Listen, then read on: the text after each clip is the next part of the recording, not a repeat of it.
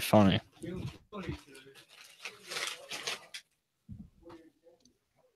So, Kev. So, Dill. The Cavaliers pulled a FIFA career mode and changed their entire team in one day. Can you believe that? I would argue it's more of an ultimate team kind of thing. Okay, fair. Change the metaphor a little bit so that you don't actually have to answer the question that I asked. Fair enough. Yeah, no, totally. It's kind of an ultimate team thing. You guys are horrible. I just wanted to say hi to Ryan. Yeah, which I guess is our segue to soccer. Real Madrid won today, dude. Unreal. The ref stinks. Liverpool, pretty good. Pretty good in the Champions League so far. Not half bad, huh? Not half bad. Not that bad at all. But well, we got that. They say. We got that. Yeah, what do they say? I was gonna make like an awful joke, like Liverpool is wearing orange kits, so I was gonna make like a Netherlands joke, and I don't know.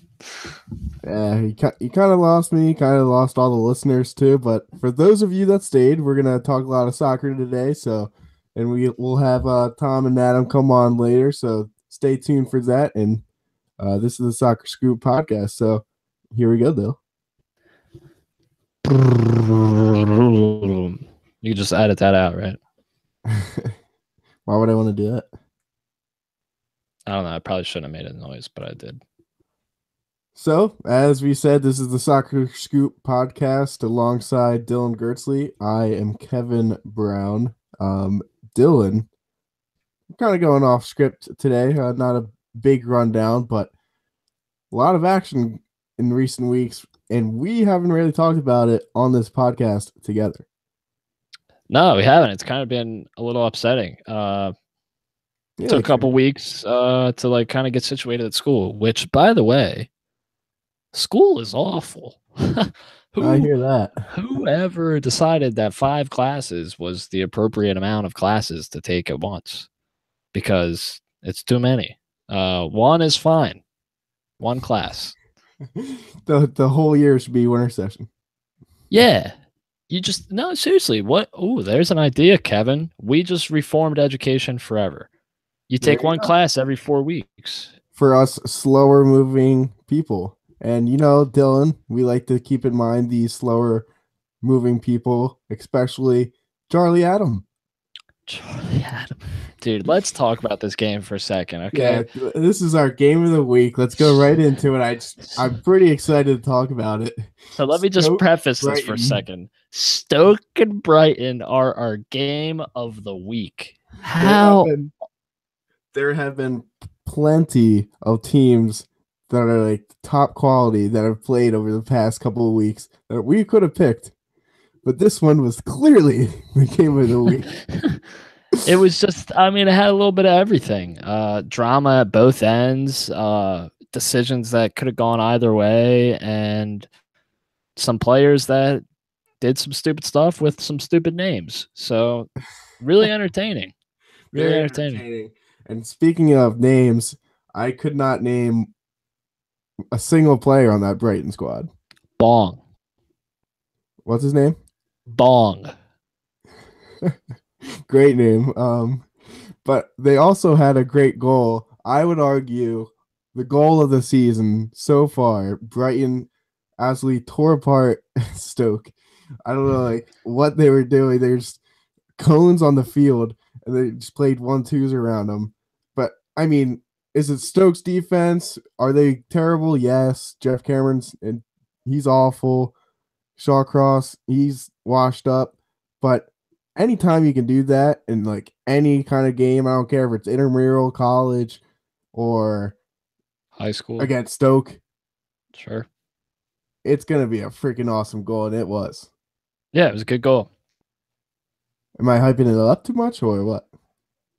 No, I just prefer Stoke's way of doing things, you know? What, getting passed around like freaking cones on the... No. Like giving it to your best player and watching him work his magic, you know? Who? Sheridan Shaqiri. Okay. He had a nice goal. He disappears for 89 minutes of the match, and then whenever he's open, he'll take a shot from far out and score. If So Shaqiri were on Liverpool, okay, he would be having about half the season Salah is. yeah, you retracted pretty quickly. No, I didn't. No, I did not. You just jumped the gun. You made a conclusion. That's all. That's all Yeah, that is. I jumped the gun. I mean, he's a quality player. He'd be great on a bunch of No, teams. he's Like not a quality player. He's a top tier player. I wouldn't go that far. He's very Yeah. inconsistent, and I don't think he works very hard for the team. He plays for Stoke, Kevin. Yeah, They're trash. Their manager was Mark Hughes. Come on they are now. so bad. How did they get? I still can't get over that goal. How did they? How do you let Charlie Adam take your last minute penalty? I don't understand. And you know, it was funny. Hmm. Wasn't there like a Hesse was trying to take the penalty before that? Probably he's a whiny, stupid idiot. Yeah, I really don't like Hesse. Yeah, we'll tell Ryan that later. But how about that save and then the um, what's his name?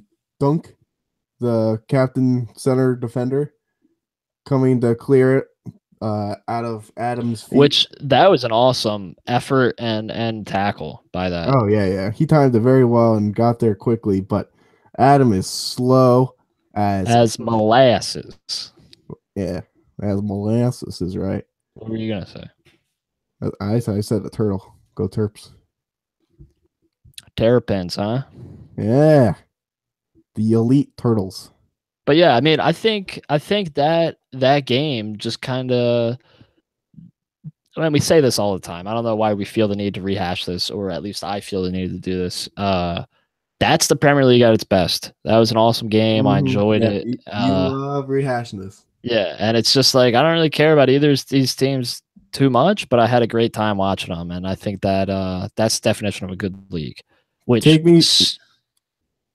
Which sorry, sorry, what? Huh?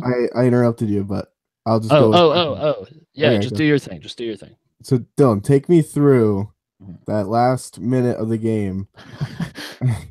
Did you think Stoke was going to score? Did you think they were going to mess it up like they did, or like hats Oh off to no, Brighton? no. I had complete faith in Brighton. Really? Uh, I mean, obviously you're watching that and you're like, oh, you know, you're trying to see, So many like goal line clearances and whatnot. but I was so ready for Brighton to put Stoke to the sword, you know, Yeah, and they it's just kind of. didn't. There's no real game changers besides Jose Izquierdo, Mm-hmm. and you could tell he really gets tired. He's the one who scored the goal, right? Yeah, yeah. Izquierdo. Yeah, he's a player. Yeah, Let me it's tell you that funny. much. He was on my silver team and ultimate team a couple years ago, so that's kind of funny. Yeah, props to you. It's kind of funny how the promoted sides this year really don't have those big names that they sign from like the teams that get relegated or the teams that have players outlanded or like Yeah, like Deadwood outliers players. on the pay books. It's really just a bunch of no names and they're going mid table. None of them are in jeopardy of going down this year. Huddersfield is 19th now after Swansea pulled themselves out of the basement. Ooh, good fact check. Good fact check. No, but I I like that. agree, and I think, and I've actually been kind of dying to tell you this.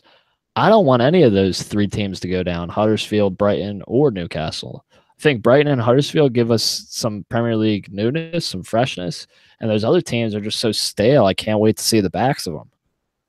All those Especially teams: Crystal Palace, Stoke, Swansea, West Stoke. Brom. I want all of them gone. All of them. So, how do you feel about Swansea playing so much better of late? Oh, Beat it's Liverpool, burgundy, Arsenal. man. Yeah, I mean, I props to them, but you should have But been no, relegated. thank you. Yeah, get out of here. um. So, yeah, that was the game of the week. Also, this past weekend, the North London Derby, Arsenal fell to Tottenham 1-0. Harry Kane with the header. Uh, any takeaways from that, Dylan, before I get to mine? No, I'm actually excited to hear yours. I'll build off yours. So Aubameyang cannot hold up the ball like Giroud. If so they tried to play at the Aubameyang's feet the whole game, high line from Tottenham. Can I jump in right now? Yeah. Ask a question. Don't they try to play it to feet to Lacazette as well? Yeah, I've said this before. I don't is think that's Lacazette- Lacazette's strength. I'm not saying he's bad at it. I'm not saying he can't do it. I'm just saying I don't think that's the way he should play. In my opinion, he is certainly better at it than Aubameyang, which may irk some people, but it is my humble opinion. No, I would agree with that idea. That he's a better hold-up player than Aubameyang. Yeah, Aubameyang's just got sheer pace, so you utilize that and let him get in behind stupid Davidson Sanchez, that idiot. I was watching that Champions League game with the Fox Sports commentator saying Davinson Sanchez. And I just wanted these, it's these commentators that make me seriously reconsider my stance on owning a weapon in this country, because I cannot stand any of them. Let's chill. Yeah. And of recent events, that's not the best take, but why not? We can't make jokes. It's illegal to make jokes. No, I didn't say first of all, I didn't say I was going to shoot anyone. I said weapon. I didn't say gun. That was you. Yeah, I'm jumping to conclusions. All right, pray for the victims. All right? I actually prefer crossbow on most occasions. All right, are you playing Fortnite or something? Yeah, I actually do like Fortnite. I've played it 4 or 5 times. It's enjoyable. Any victory royales for you? Oh no, of course not. Yeah, I barely know how to shoot the gun yet on that game. That's me playing like Call of Duty. But continue with this Arsenal thing. So this is the first time I've really I just sat down and noticed how much better Tottenham looked and how much better they are than Arsenal. Right. It's been 4 or 5 years now. Is Tottenham going to get over that hump? Are they going to be better than Arsenal this year? Finally did it last year, and this year they're very much superior. I mean, Arsenal are deep trouble as the second North London club. Yeah, I will say that I think Arsenal did well in the transfer window. I don't, like I said to you before, I don't like speaking on the transfer window until the season kind of shakes out, because hindsight's 2020. That deal is not going to look the same as it is today as it will in May. So anyway, I just to go off that, I think the table, regardless of the transfers, looks not exactly obviously, but pretty damn close to what I thought it would look like in July and August. And the one surprise being that City are so far ahead. Well, 2 surprises. And the second surprise being that Burnley have impressed. They're now in like 7th or 8th.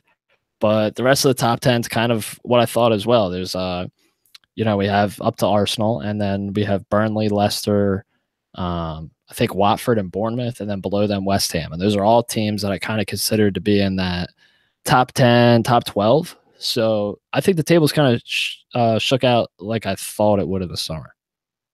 Halfway through. You know what I mean? And yeah, I mean, like, I knew, not to just totally discount your point there, it's a good point, but like, I knew Tottenham's going to be better than Arsenal. You did say that. You did say Arsenal this is the first time that I saw the 2 teams play, and Arsenal was clearly, recognizably, very noticeably that much worse than Tottenham. They're chasing the game the whole time. They couldn't possess it. Granit Xhaka is awful. I hate him. He's the worst. Need another holding midfielder in there. And yeah. But I like Mkhitaryan. He's great. I love Mkhitaryan. I love Henrik. he's not the most physical guy. He can get pushed around pretty easily. Hopefully we played Aubameyang's strengths a little more, and then that's that. You know. Yeah.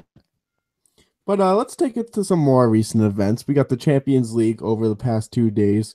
Now, not all 16 teams played this week. Some more will play next week. But Yeah, which by the way, that's interesting. I always forget the round of 16 leg always messes with me. And it messes with the teams too, because I feel like every year the team that plays the following week gets the short end of the stick, and they have to play sooner, especially in the next round in the quarterfinals. So that's an interesting take. Yeah, also because Liverpool don't play this weekend. They play next weekend, I think. Maybe they have a midweek game after this weekend. But the point being that I think Chelsea, as a Premier League club, Man United, will have games at the weekend following their Champions League games. I think they will. If I'm correct on my scheduling, which is very hard to be correct about because it's so damn confusing. Yeah. But as we were saying, opening game, Juventus versus Tottenham. Your thoughts? Tottenham again, impressive. I knew they were great, but not this great. I thought Juventus would handle them. They did in the first 10 minutes. Tottenham responded amazingly well. Wow. Didn't show any signs of immaturity and inexperience in this Champions League. Got Harry Kane on the score sheet again. I mean, Buffon maybe could have had that free kick save. Maybe not. Kind of guessed, but it's just interesting how well Tottenham can pass the ball around, you know? Dyer's a good holding midfielder, maybe like their weakest passer in that midfield group, obviously with Ali and Eriksen being so good. But that badly. I think Juventus, obviously the injury to Dybala was huge. I think if he returns for the second leg, that'll change everything. But the 2 away goals. Yeah, that's interesting. Yeah, hats off. Hats off to the whole team. They played great, and there was an interesting quote from Eriksen after the game, which was, the old Spurs were lost 6-0. And I can't agree with him more.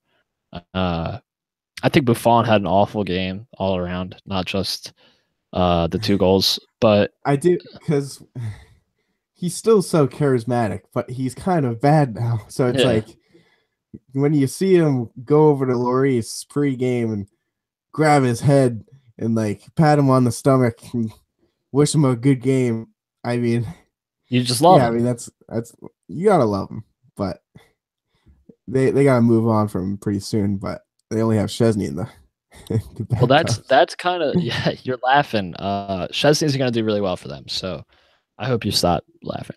But no, Szczesny, he's not the best. All right? Can I tell you something? Can I tell you something? There's a reason that Juventus, who have now won 6 consecutive Serie A titles in the past 6 seasons. Yeah, get to the point. Okay. Oh, get to the point? I thought you got the point because it's all right. I'll just tell you. They know what they're doing, and there's a reason they bought him, and it's that he's going to be an insane keeper between the sticks. And Arsenal were stupid to let him go. Petr Cech is obviously an upgrade. That's my comment. Petr Cech is 35.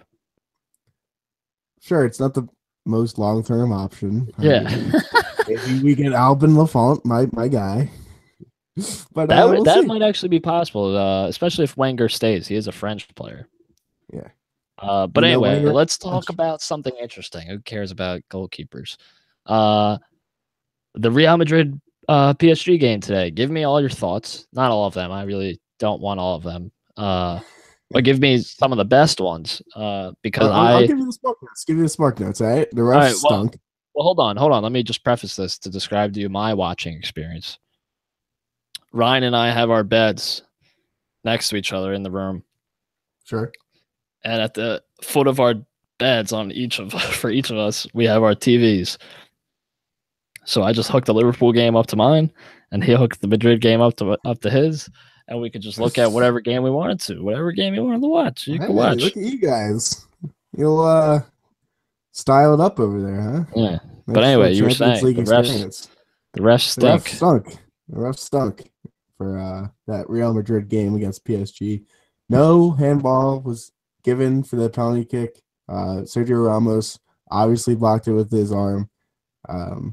It's kind of by his side, but blocked a clear goal scoring opportunity. I think you got to give it. He had time to move it away, in my opinion.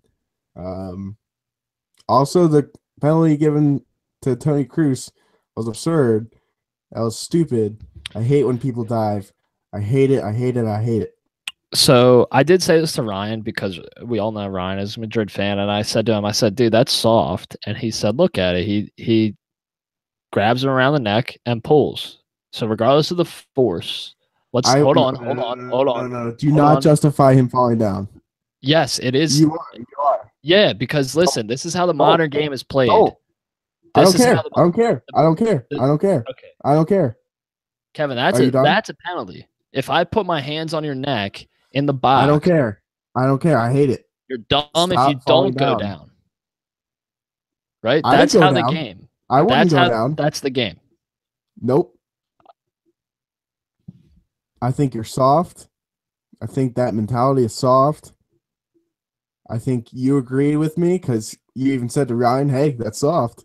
I did say it's soft, but it is reasonable for him to decide to go down. I think it was a dive. I think it was a dive, and I think it's obvious. How do his legs all of a sudden fly out from under him when getting pressure from the top from his neck? That's not how that works. How much of a better world would we have if soccer players just did not fall down every time they were touched? How much better of a world would that be? A decent one. Decent one indeed. But does this world still have Trump as president? And this world still has the Soccer Scoop podcast, and we are going to throw it to Adam and Tom before we get to our Liverpool takes. They had a great game. Let's see what Tom and Adam have to say about that, and then some of the other Champions League fixtures are her. So thanks, Tom and Adam. Good stuff from you guys. But Dylan, let's bank off the Liverpool game here. 5-0. Now, I want to preface this before I go to your amazing, Liverpool's the best team ever takes. Porto, I feel like every other year they're either really tough to beat or very easy to beat. So either way, I think Liverpool was always going to beat them. Is that fair? Yeah, I was actually because I don't know much about the Portuguese league and I don't know much about Porto as far as real life strength goes. And every analyst that I've read from many different publications, so it's probably about 50 analysts I've looked at, it's 50 for 50 Liverpool's going through. And I think on the back of the performance today, 100% they're going through. Well, yeah, that's what PSG said last year against Barcelona, and then Neymar left, and then they lost to Madrid. Anyway, so you're saying a 5-0 comeback by Porto? No, I'm not saying that. I'm saying let's not discount the reality of the Champions League. They're a talented team. They were missing their top striker. I am surprised. 5-0 at home for a team that is tough to beat in Portugal. Usually, it's tough. No, this season, I don't know. They just don't lose at home. So that's like, I don't know. I get what you're saying because we see the score lines every year, and the score lines every year either flatter them or completely embarrass them. So I understand what you're saying, but moving on to Liverpool, because that's who we're here to talk about. Am I right? Liverpool really played well, and I was really nervous the first 10 minutes because it seemed like they were content to just move the ball around the back line and not really do a lot of like probing and stuff like that. Personally, the way I play the game, you have to take risks to make something happen. You have to deal with some misplayed balls, giving the ball to the other team, if you're going to make something happen in the attacking third. And I was a little disappointed to not see Liverpool have that drive, but then they just took the game over. It was so good to finally see Mane get a goal. As soon as he got that goal, I turned to Ryan and I said, this is it. This is going to be the moment when Mane thinks he's good again. And I was right, because Mane all of a sudden things started happening for him. He ends the game with a hat trick. That third goal, really good goal. Yeah. That Mo Salah goal.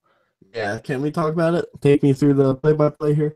So James picks up the ball at the top left of the box, and I see that defender not go to him, and I said to myself, James is going to score right here. Watch this. This is James. Picks the ball up, right foot to the far post. Beautiful shot. Beautiful. If you watch the replay, the length of time that ball goes straight before it starts curling is insane. And it is why I will never be a professional anything, because I can never be that good at anything. But it hits the post, the composure, the coolness, the quickness from Salah to attack it, control it with his head, volley it up to his head, control it, and then smash it home to the opposite post was truly insane. And it really illustrated, kind of foreshadowed the rest of the game, which is that Liverpool totally outclassed them and Porto belong in this competition. And it's Liverpool's tie to win. Now, so a couple things on Salah. I've been bagging on you for pretty much the whole season. Yeah, he's going to leave. Yeah, sure, he's not that good. Okay, they overpaid him the transfer. All those wrong. I am admitting my mistakes. Actually, we don't know if the first one was wrong. I mean, he's probably going to leave. He's going to leave you in the dust, which is pretty interesting because all of his former teams, Basel, Chelsea, Fiorentina, Inter, Roma, they're not in it. No, Fiorentina, and then Roma. Yeah. He left them all in the dust after tremendous success for them, but never has been up to this magnitude. No, it's never been. And my worry with Salah. Sorry, I didn't mean to cut you off there. I'm just marveled by 30 goals. Go ahead. Yeah, sorry. So a little bit of history on him. Didn't work out at Chelsea, moves to Fiorentina, tears it up. As soon as he gets the call that Roma are interested, he leaves Fiorentina. And Fiorentina was not happy about that. Management wasn't happy about it. Fans weren't happy about it. I'm not sure. I think Salah is one of those guys that would stay at Liverpool to stay at Liverpool. I think as soon as one of these other big European clubs comes calling, Salah's gone, like you said, and he's gone on the heartbeat. Which sucks because the club really love him, and I think the fans treat him right, and for good reason. He's treated us right. But moving on to assess the performance. More 360 degrees. Gini Wijnaldum. I have to say when he gives a good performance, because I'm not the biggest fan of him. He put in a man shift tonight. He was strong in possession. He won the ball back. He worked hard for the team. He did a lot of good things tonight, and I'm really happy to see that. And then another commanding a performance from Virgil van Dijk.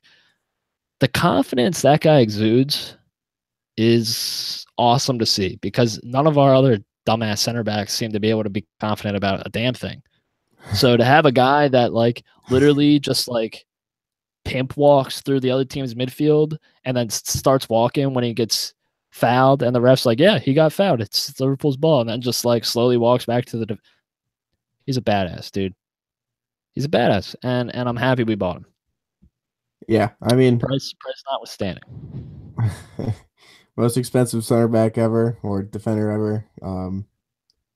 I think he's going to be confident when he gets that much money. Not he gets that much money, but the price tag for him. You better be. You better be. Yeah, you better be. That's right. I want to get your quick take.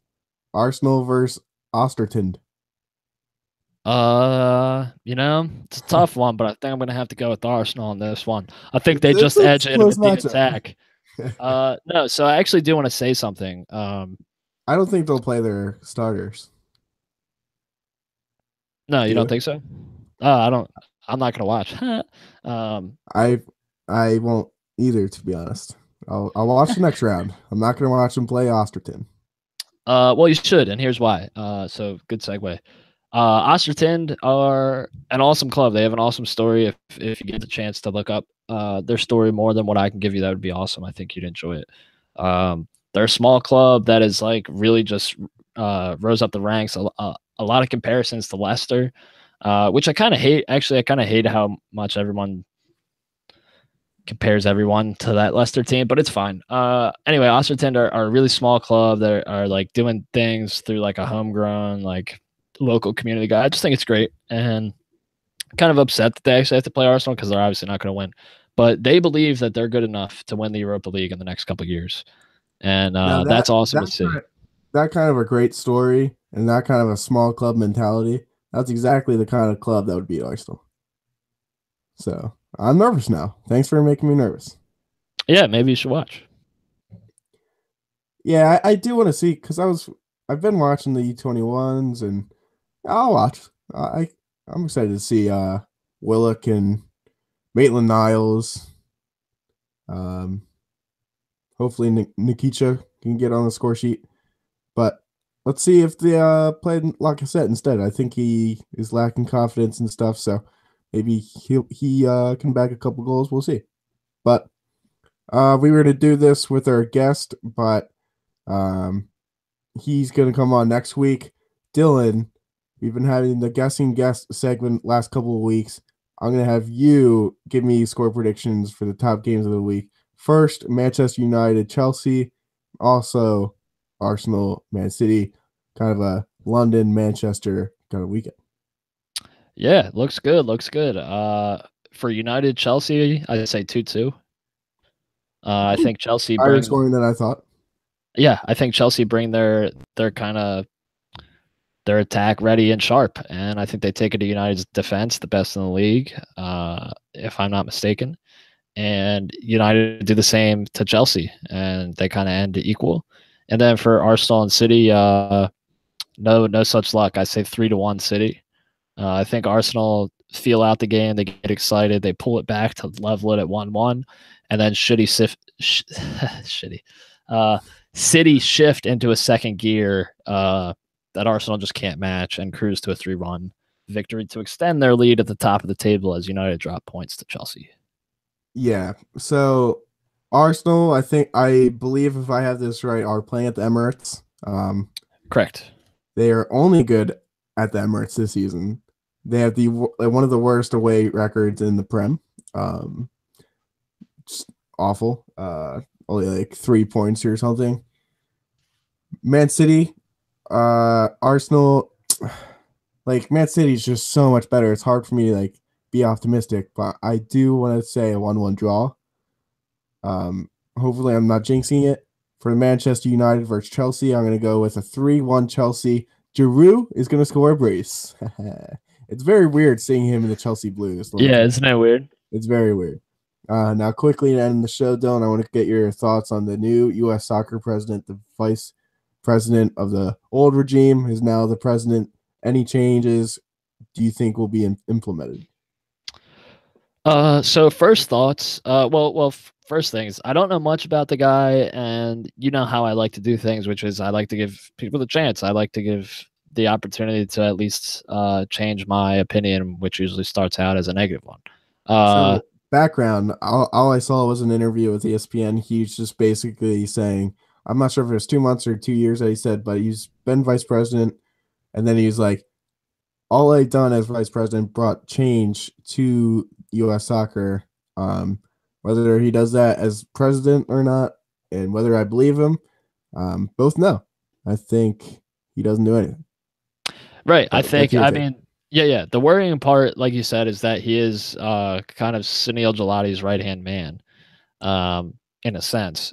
And I did see some other worrying things that boiled down to basically how do we keep running U.S. soccer like a business where all we think about is making money and keeping that money in the bank? Which was important at first, but not anymore. I understand for long-term sustainability, we do understand that, but we're in a time period where we need to win now. Yeah, I'm saying back in the 90s when we hosted. Yeah, right. Not now. Yeah, correct. continue. But yeah, that's just kind of what I'm worried about. But like I said, I'm more erring on the side of I'm going to let this guy do what he needs to do. I don't really have a say in it anyway, which is kind of interesting. The fans don't get to control any part of the game they love so much. If you think about it, we're the reason the game exists and the game doesn't listen to us. Well, to your point, I mean, do you really want a democracy that, I don't want to say this, but elects Donald Trump? So do you think those soccer fans are smart enough to enact smart meaningful change? But then maybe the fans should elect smarter fans to do it. Oh, fans? So the dumb fans elect the smarter fans. Okay, and then the smarter fans make the choices that the corrupt, greedy men at the top of U.S. soccer and the rest of all these world footballing organizations, we make the decisions they can't. Yep. Because all we care about is seeing the ball in the back of that net with our country with the World Cup. All right? Right. I think it's foolproof, and it's definitely going to work. And I think everyone here, excuse me, will be excited to see that. And I'm excited to end this podcast. Well, sad to end this podcast. One for the ages. One for the ages, indeed. Thank you all for listening. Share and subscribe. Follow at Real WT Sports on Twitter. Follow our content at WTSports.net. And make sure to keep following along the Soccer Scoop podcast here on iTunes and SoundCloud. So thanks. Thank you. That was like you. Really good show, Kev. Really spectacular. Like, even if